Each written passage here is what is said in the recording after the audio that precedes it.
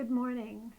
I'm Shelley Negrani, a member of this congregation and your worship associate today. Together with all of the people who have worked to bring you this online service, especially our video editor, Bruce Langston, I welcome you to Unitarian Universalist Metro Atlanta North, which we affectionately call UUMAN.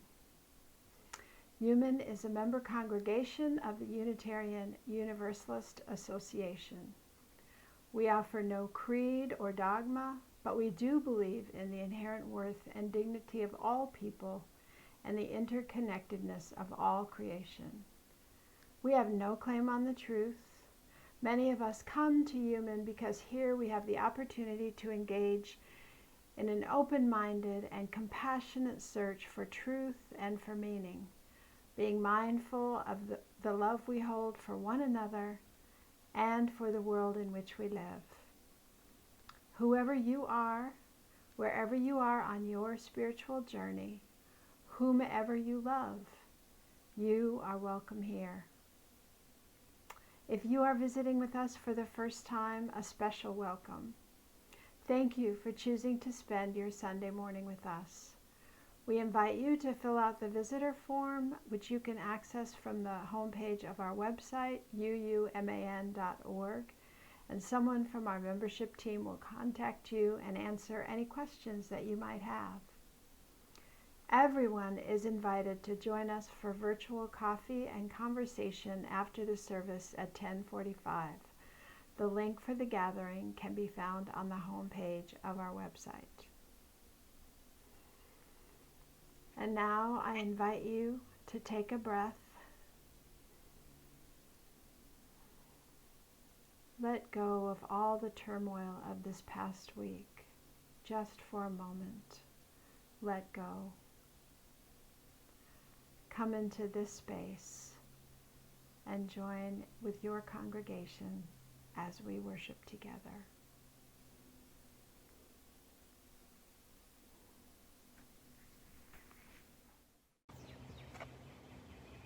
Good morning, everyone. It's Tanya, and I am your treasurer of UUMAN. I'm here to talk about the pledge campaign as it's coming to a close, and I wanted to let you know where we are. The board did not take it very lightly at all when we realized that we needed to have an ask of $300,000. As you know, we've had a few years that we have been very concerned about Primo leaving us, and that will become a reality. It may not happen this year as in 2021, but it's going to happen as they want their own space. And with that, we lose a lot of rental income. And we already lost a lot of rental income due to the pandemic. Well, not only did the church go through problems financially, we've also had many of our pledge units, families, that have also suffered consequences from the pandemic. So our ask was huge of $300,000, and with that we asked that you increase your pledge 20% and make a one-time donation. Well, there's good news and there's bad news. The good news is it's amazing that 70% of our congregation was able to meet that ask of 20%, and many of you actually pledged more than 20%. We also had many of you make a one-time donation. While that's fabulous news, the downside is we got to see that 7.5% of our members have suffered financial consequences due to the pandemic, and they had to decrease their pledge, and they were substantial decreases.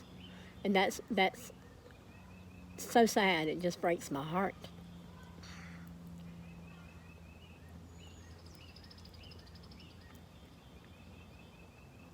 But to see the ones that have stepped up to do as much as they can for the church is amazing.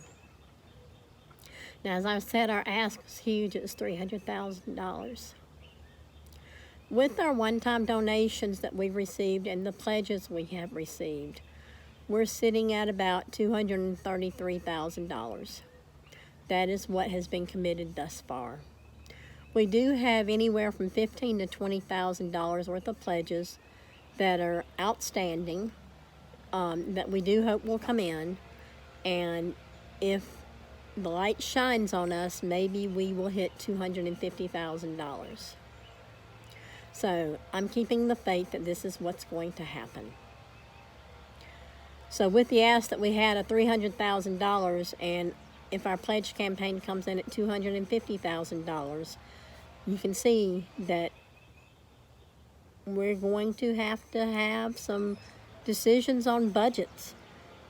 And we want to support our ministries more than anything, but we also have to support the building, the maintenance, the grounds, everything that we have to do to take care of our church. So I wanted to let you know where we are today. And I'm also wanting to let you know that if you use Givelify, I have created an envelope that provides COVID relief. So if you did not make a one-time pledge, or if you would like to provide more money to the church to help us get through this and try to bridge that gap between the $250,000 and $300,000, it would be so graciously accepted. We work hard to take care of our church and be good stewards and protect us financially, but we've all suffered, and that includes UUMAN. So I wanted to thank each and every one of you for what you have done thus far for this church.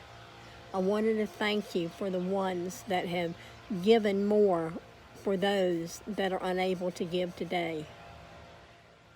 You are so appreciated. We love this church, and we're going to be back together very, very soon, and I wanted to take a moment and thank everyone and let you know where we are. So if you have not sent your pledge in as of yet, please do so. We are starting the budgets, and because of that, we have to work with what we have. So I want to thank you again from the bottom of my heart. The board thanks you. UUMAN thanks you. Please take care, and we'll see you soon. Thank you.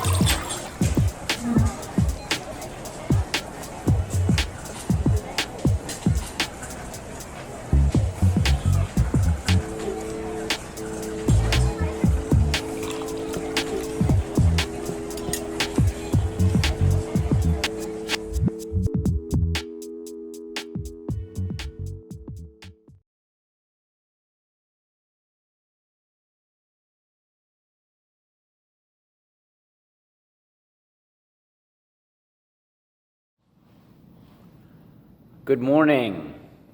This morning's call to worship is by the Reverend Amy Zucker Morgenstern, who writes, Dear God, you are the between spaces of our lives. Where one hand reaches to touch another, you are there. Where eyes meet across the crowd in confusion and find understanding, you are there. Where the spark leaps from one mind to ignite another, that is you. Wherever we connect, you are the connection. Each of us is a jewel, shining like dew in a spider's web. Praise to you the web that connects us one to another.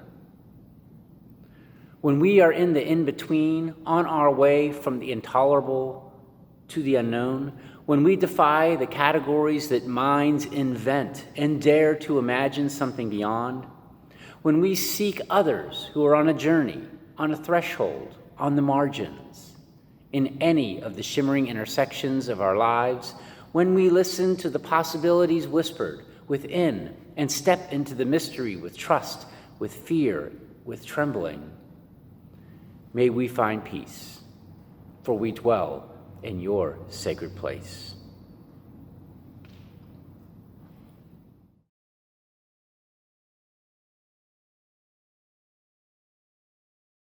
Today's chalice lighting is by Christine Robinson.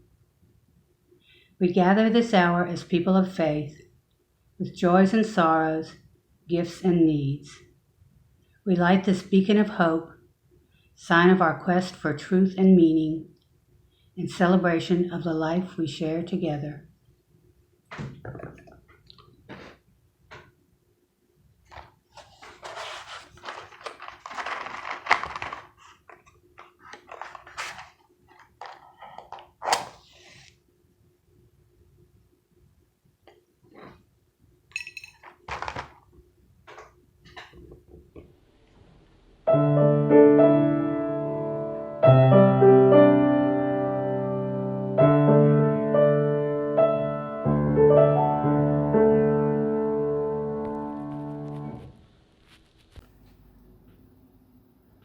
2 more shootings in the past week. It's been noted that this type of gun violence with mass casualties, began with the Columbine High School shooting in Littleton, Colorado, back in 1999. I've written more about this in our upcoming newsletter that will be out probably in the next week or so. Please, I encourage you to read that. But it breaks my heart, and it enrages me that after 22 years, we still can't fix this. That after 22 years, we can still not get it right. We cannot even begin to get it right. The progress that we've made in the last 22 years is staggeringly inconsequential. And in the post-shooting political rhetoric this week, we can plainly see the stars aligning, more like settling comfortably back into the status quo. It is tough to take. My younger sister lives 15 minutes from the site of the Boulder shooting, and I was actually in Pittsburgh on the morning of the Tree of Life Synagogue, the shootings at the Tree of Life Synagogue in 2018.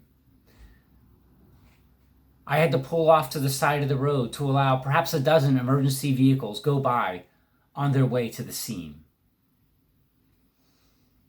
My best friend, he and his wife, both teachers, live in Littleton, Colorado.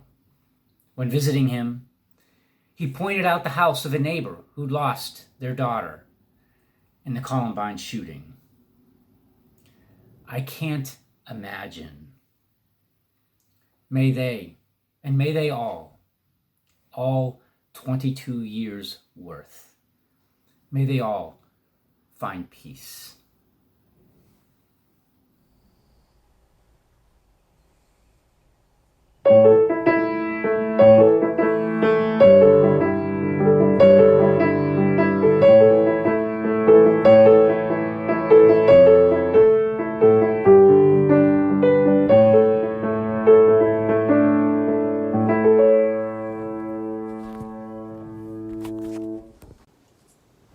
Now is the time in the service when the ties that bind us together are spoken aloud. Kelly Callan has a great joy that the installation of Mimosa Holland Gardens Roof's solar integrated roof began this week. This Roswell treasure would not have been saved and now on its way to becoming the oldest net zero building in the United States without UUMAN. Kim Palmer and Marty Harvey are retiring together at the end of June. They're looking forward to this new chapter of their lives with excitement and maybe a little fear and a bittersweet sense of loss around losing their work communities. And many in the congregation have expressed a joy that Diantha Horton celebrated her 90th birthday on Wednesday. If you have a joy or a sorrow that you would like to share with the congregation, please enter it into the chat. I drop this final pebble for those joys and sorrows, concerns, worries, happinesses that remain unspoken. May we hold each other in our hearts until we meet again.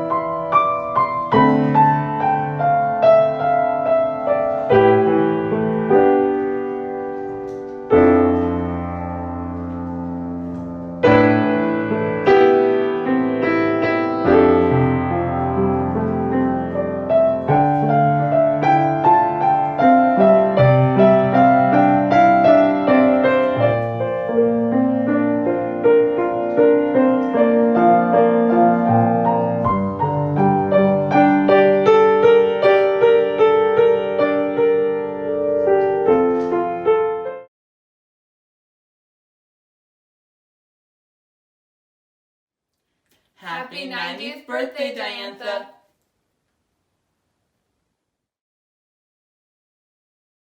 Diantha, I'm standing in the Camellia House just for you to wish you a happy, happy birthday. Thank you for being the warm and supportive mother I wish I had, and the fun and adventurous sister I wish I had. Love always, Lori. To the loveliest flower of the spring. Happy birthday, Diantha. Diantha, Sherry and I bring you felicitations. It was such a blessed day for UUMAN when you and Bill decided to move down to Georgia and come and join the congregation. You have brought wisdom, patience, understanding, and an abundance of love to all of us.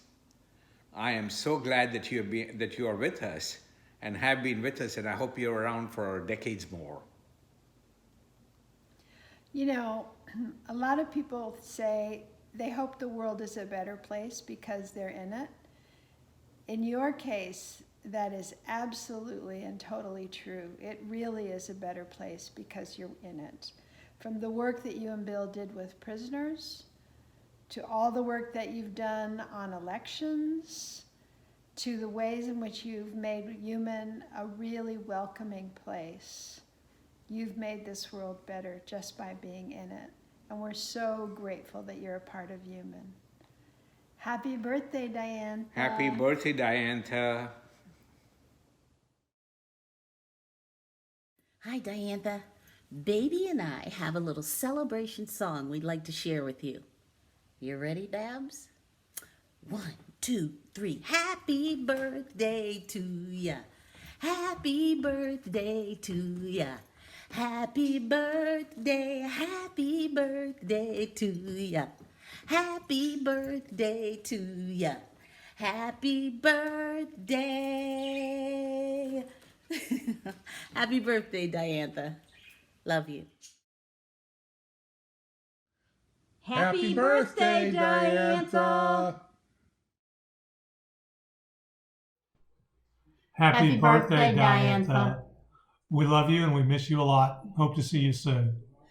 Wishing you the very best birthday imaginable, and we are looking forward to hugging you. Talk to you soon.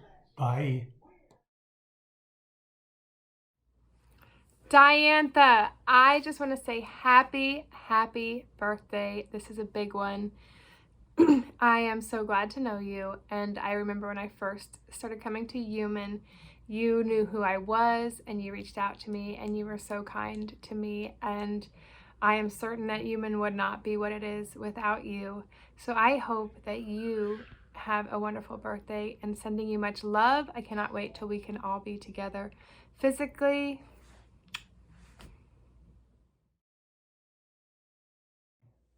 Hello, UUMAN, but especially hello, Diantha.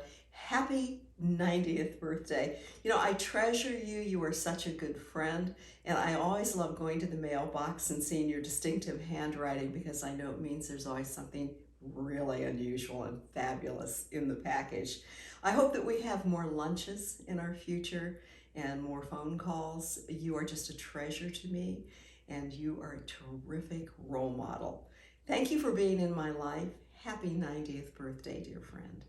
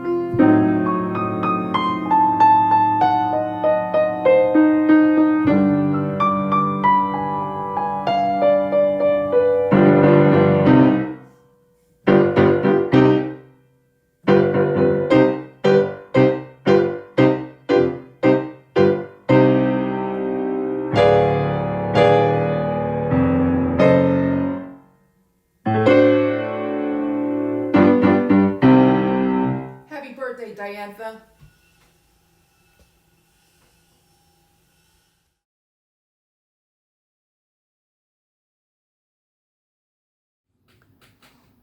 Pink and blue. We all know what those colors are. I mean, pink is pink and blue is, blue. But in case you don't know what pink is, in case you just arrived here from some other star complex, and I think some of you have, let me pull it up on my phone here and show you. Wow. There are actually many different shades of what I would call pink. Here, let me show you.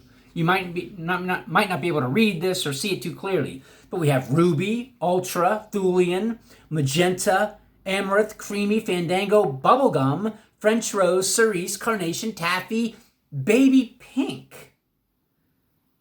This one here is baby pink. It's beautiful. But in my opinion, it doesn't even look like pink to me at all.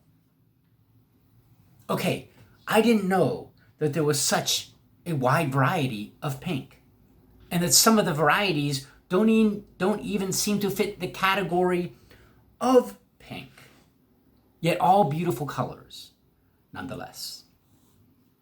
Okay. But we all know what blue is, right? Blue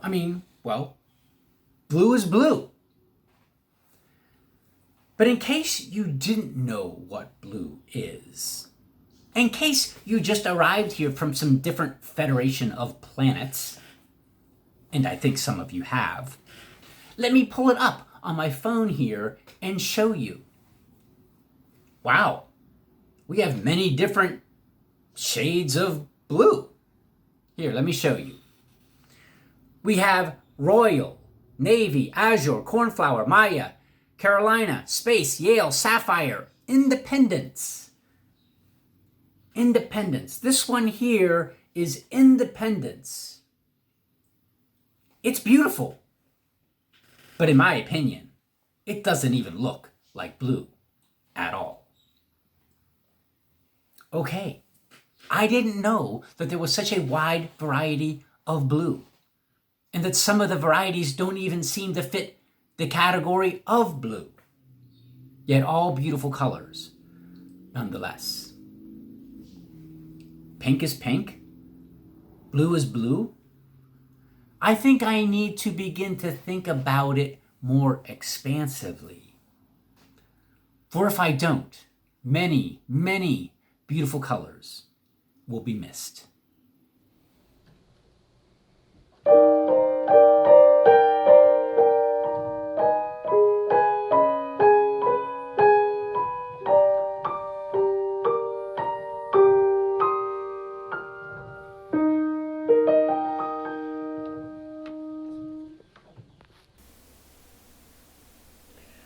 Radical Welcoming and Belonging by Alex Capitan. What happens when we try to isolate a thing or a facet of one's identity is that we end up fighting only for the liberation of people who are different from the norm in that one way. So, for example, if we see ourselves as trying to isolate out sexuality or gayness, or whatever gay rights means, we're really only fighting for the rights of people who are privileged in every single way except for being gay. So we end up fighting for the rights of people who are white, English-speaking U.S. citizens, and let's be honest, male, who happen to be gay, as opposed to understanding that we have to look at the experiences of folks who are none of those privileges and also happen to be gay, which is a really different approach. I often have conversations with people who tell me that it feels like in my congregation that it's okay if I'm different in one way from what's expected, and the assumption is then made that aside from that single difference, there's a sort of likeness, and homogeneousness that exists that people assume. So if the assumption is that everyone here has a college degree, is making enough money to make ends meet, and is white and able-bodied and speaks English, then it's okay for me to be different in one way. I can be gay, but I also can't be disabled or working class, etc. This unradical unwelcoming is a huge barrier to genuinely welcoming anyone into our spaces. This reading comes from Transgender Inclusions in Congregations, Session 1.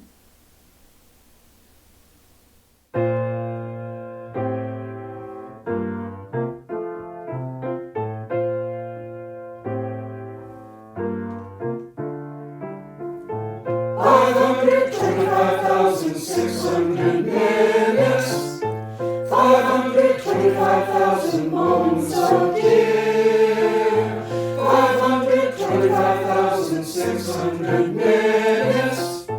How do you measure a year? In daylights, in sunsets, in midnights, in cups of coffee, in hitches, in miles, in laughter, in strife, in 525,600 minutes. How do you measure a year in life? How about love?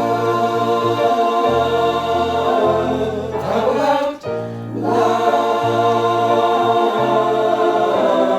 How about love?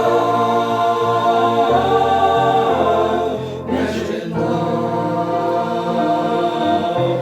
Seasons of love. Seasons of love.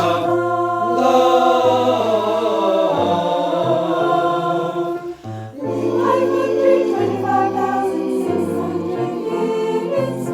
525,000 journeys to land. 525,600 minutes. How do you measure life in truth that she learned, or in times that he cried, in bridges he burned, for the way that she died. It's time now to sing out, those stories never end. Let's celebrate, remember, live in the life of friends. Remember the love. Remember the love. Remember the love. Measured in love.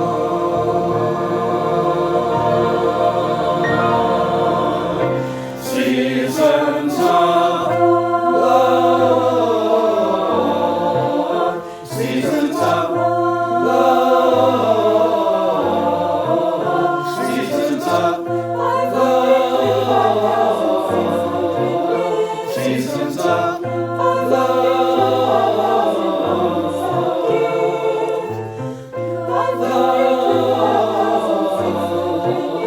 Seasons of love.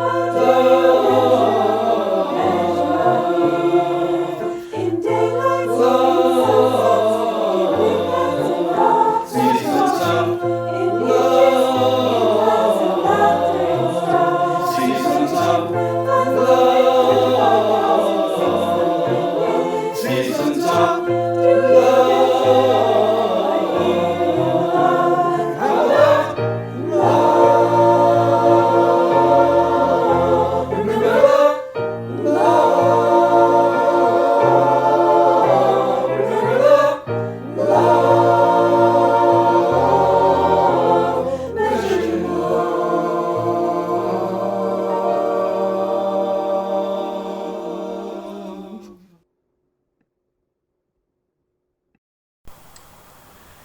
This reading is from an anonymous submission to the Sun magazine in 2012.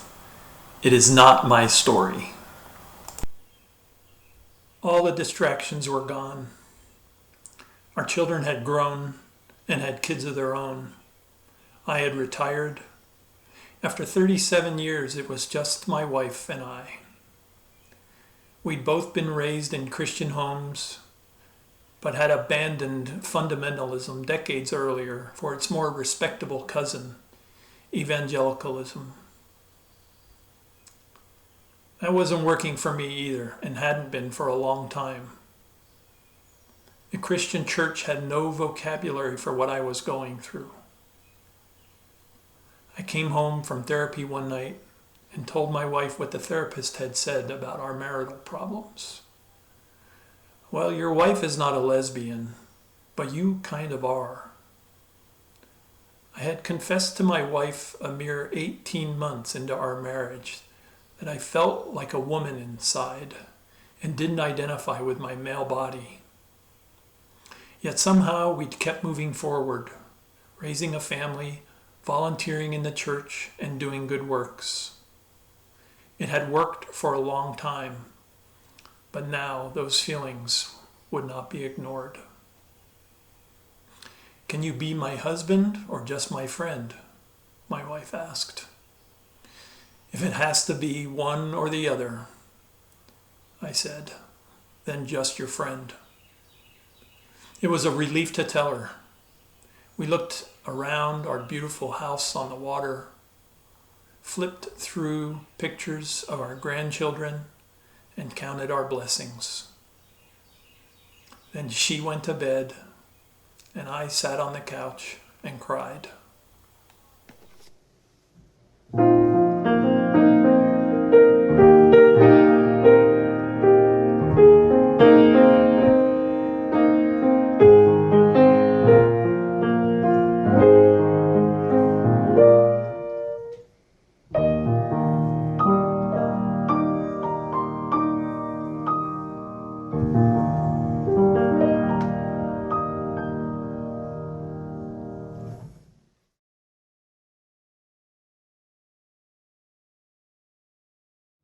I am invisible, understand, simply because people refuse to see me. I am invisible, understand, simply because people refuse to see me. These are the words of the unnamed African-American character in Ralph Ellison's book, Invisible Man. Now imagine being invisible for a couple of hours, or maybe even a full day. It might be kind of nice, maybe even liberating. Nobody asking anything of you. Nobody expecting anything of you. Nobody asking to share your mint chocolate chip ice cream. Nobody bending your ear. Yeah, it might be liberating to be invisible, liberating for a while. Yet as the hours and days spin into weeks, months, years, your invisibility might begin to grate on you. Eventually, you might get kind of angry, confounded by everyone's inability to see you as you truly are, or at all. It might feel as if you've been dropped into some Twilight Zone episode. And it might bring on a depression of sorts. And it might ultimately cause one to consider the actuality of one's own existence. Ralph Ellison was writing about his experience as a black man. Yet who else might be invisible? This Wednesday, March 31st, is the Transgender Day of Visibility. The need for such a day obviously suggests that invisibility can be part of a trans person's lived experience. How might that be? Well, for those of us who don't identify as trans, there are likely several things that we do or do not do that contribute to their feelings of invisibility. Perhaps that's an understatement. Perhaps it's everything. that we do or don't do that contributes to their feelings of invisibility? Where to begin? What could we do differently? Maybe for starters, we could begin to think differently about it so that we could see things differently. Take gender. Yeah, gender. You know, female, male, pink, blue. That sums up gender, right? Our brains can't help but categorize things. It's an evolutionary impulse.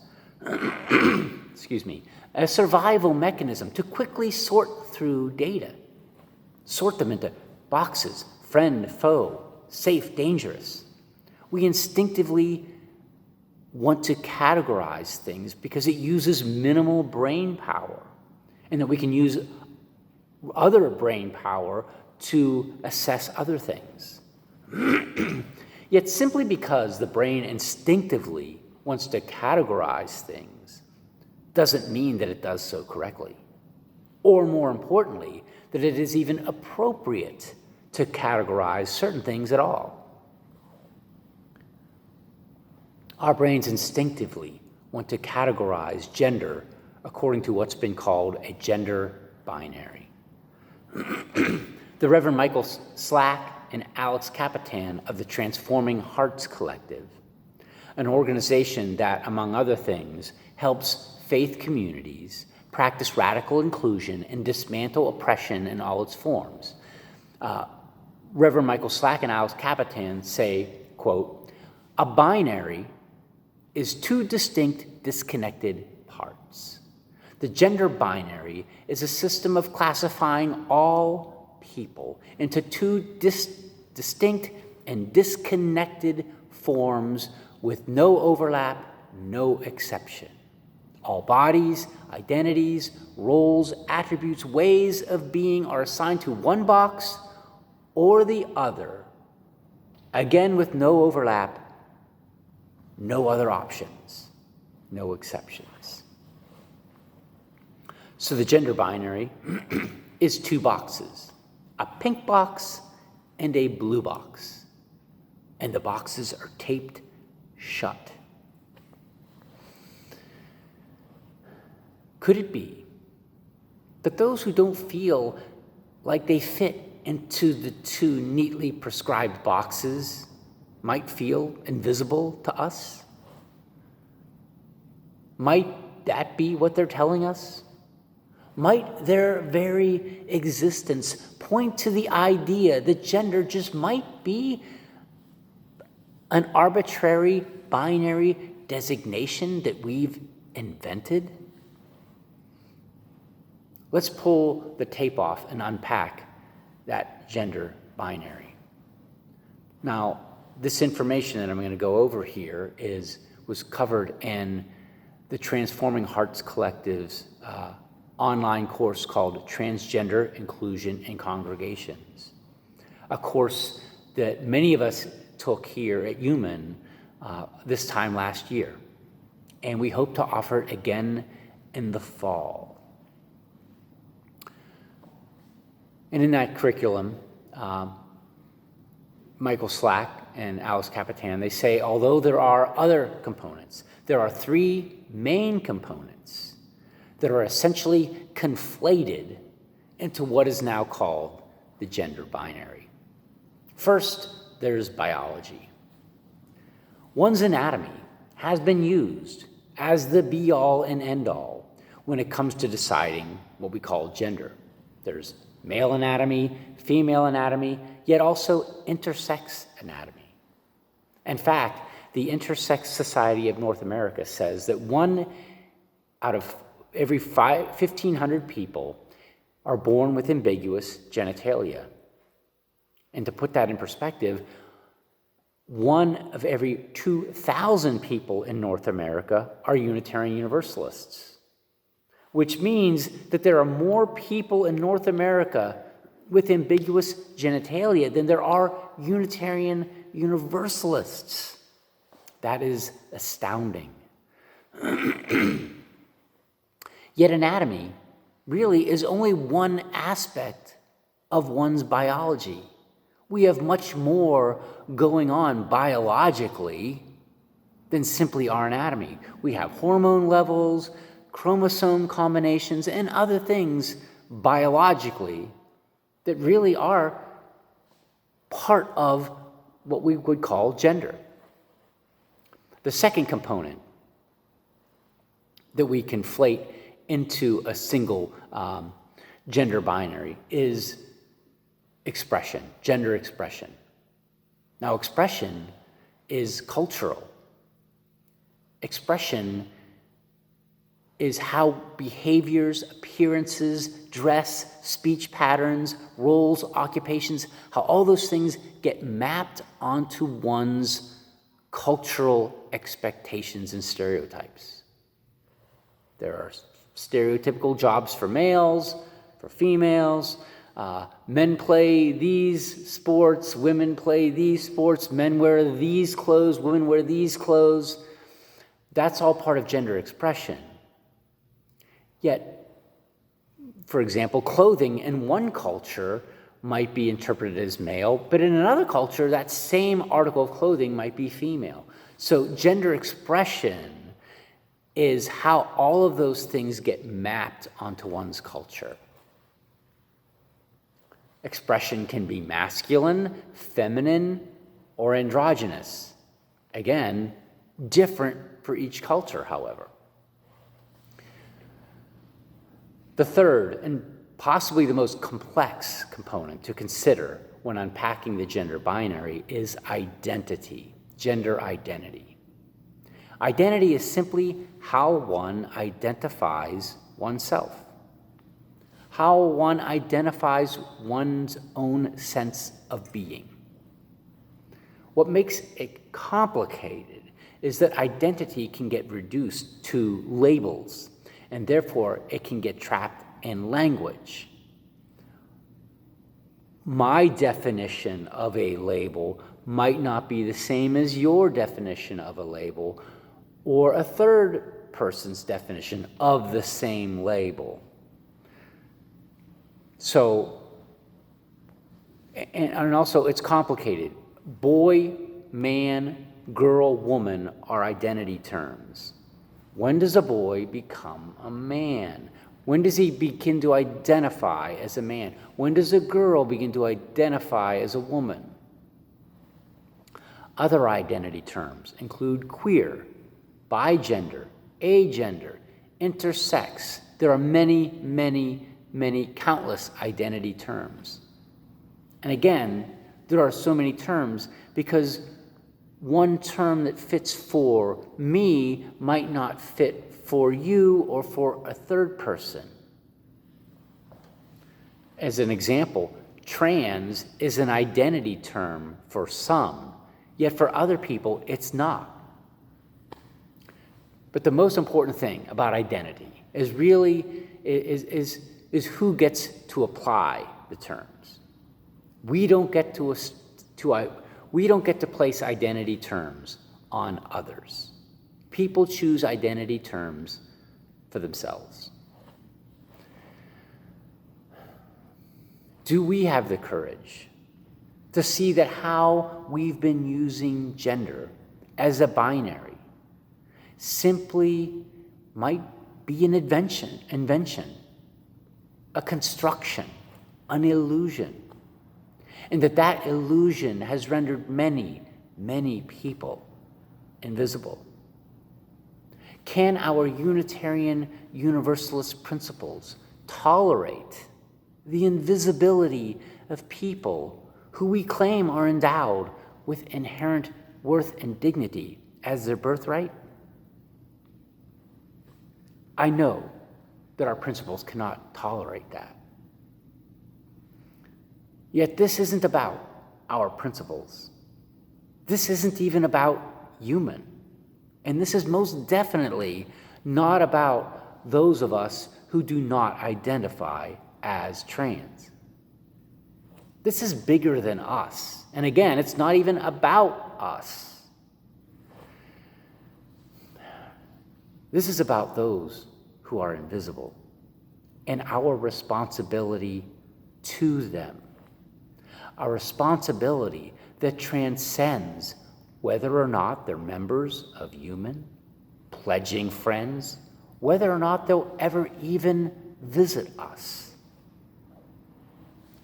The question for us is, what would that responsibility to them, the invisible, look like at UUMAN?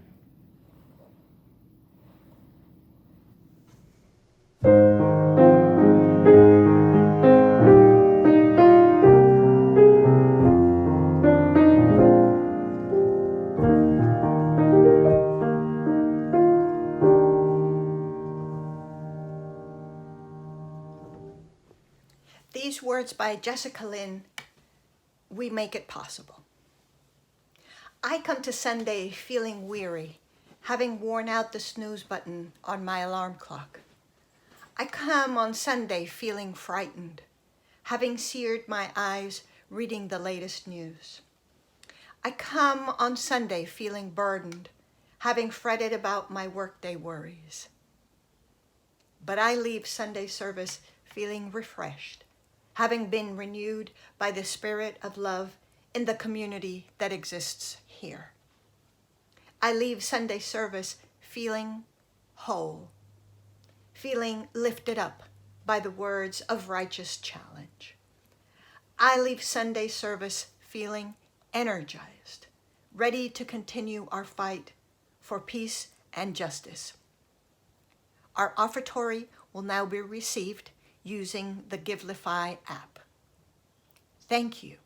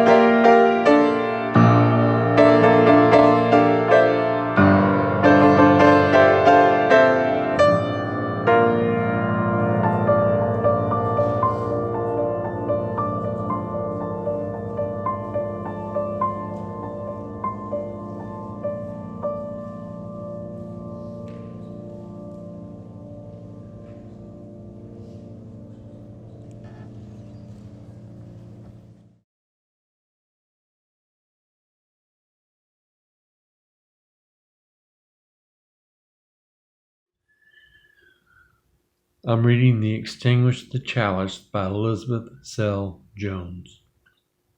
We extinguish this chalice, but not the light of truth, the warmth of community, or the fire of commitment.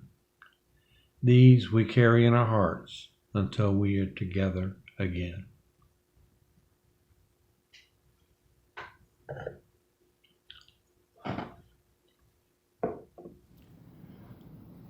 I will borrow the words of Reverend Amy Zucker Morgenstern and use them on behalf of this congregation. To all trans and other folk who are hurting and afraid, we wish you peace and happiness. No God worthy of our worship could do anything but love you. and no true church could ever exclude you. We feel very blessed to share this life with you. Go in peace and enjoy your week.